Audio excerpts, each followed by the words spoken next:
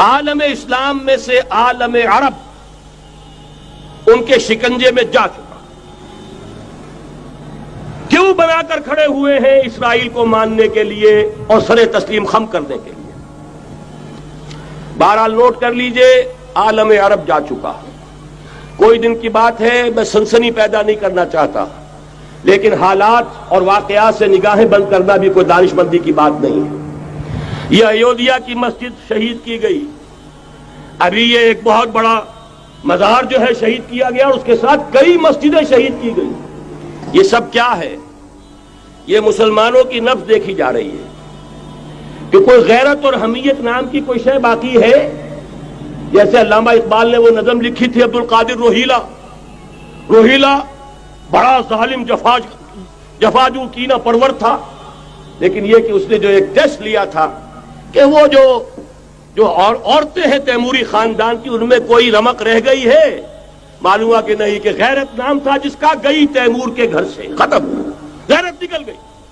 اسی طرح ایودھیا کی مسجد، اب چرار شریف، اور یہ کوئی دن کی بات ہے کہ اب مسجد اقصیٰ کا نمبر آیا کہ آیا، اس کے لیے پوری تیاریاں ہو چکی ہیں۔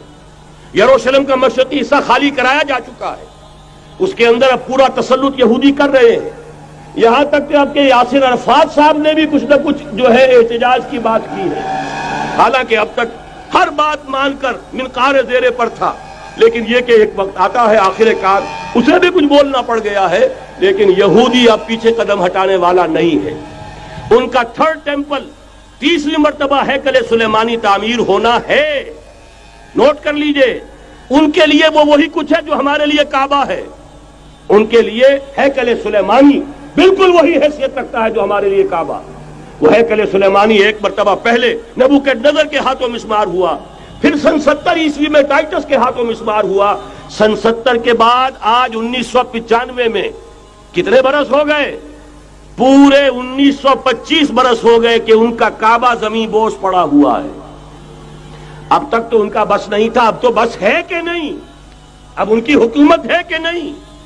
اب شاہ حسن ہو چاہے شاہ حسین، ان کے نوکر اور چاکر ہیں یا نہیں؟ اب انہیں ڈر کس کا ہے؟ لہذا کوئی دن کی بات ہے، مسجد اقصیٰ شہید ہوگی اور ٹیمپل کی تعمیر شروع ہوگی۔ یہ تو بہرحال ایک نقشہ ہے۔ اگلا نقشہ آپ کو بتانا چاہتا ہوں، ایک دوسری تصویر ہے۔ یہ تصویر ہے زمینی، ایک تصویر ہے آسمانی۔ وَمَكَرُوا وَمَكَرَ اللَّهُ وَاللَّهُ خَيْرُ الْمَاكِرِينَ۔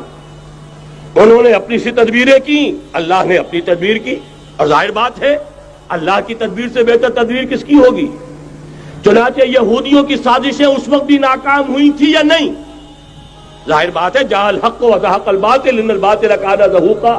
لہذا یہ آیتیں دونوں اعلان کر رہی ہیں کہ یہودیوں کی سازشیں بالآخر ناکام ہوں گی اور دین حق کا بول بالا ہو کر رہے گا۔ یہ تو ان آیتوں سے ظاہر ہے۔